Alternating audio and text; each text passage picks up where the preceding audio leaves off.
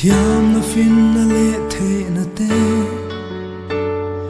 sum le pai hau sat na te min than na le ro pui na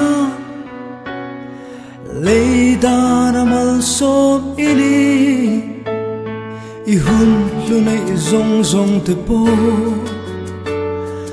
lal pa ta ni hlan thina thei top chua rong bolin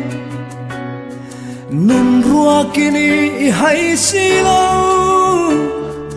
be dong in kun train em ni tanga son tan ro nung lam hoi lo vi ta chua ni na funky Fiat again ta lan na ni an che dong cross nghe chuan ching răng che ro se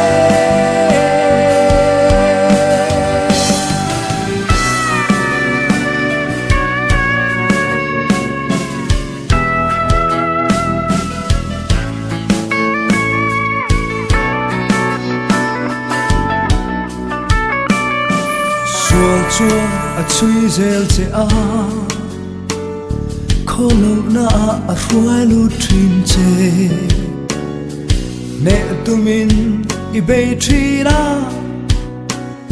i ne lo a lo lang le tri beng chuan Krista chui ria ma se ruai tu a ting zo si lo mui le cha vin iruma chan tu i ao treat em le tama so na lo na bring che tama so tan ro nung lam hoi lo vi ta chua ni na funky Fiat again ta lan na ni an che dong cross nghe chuan ching răng che ro se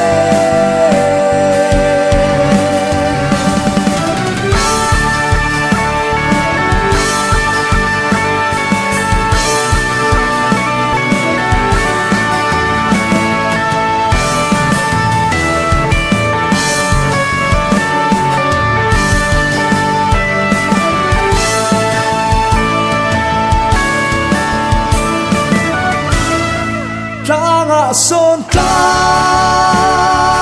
ro nung lam hoi lo vi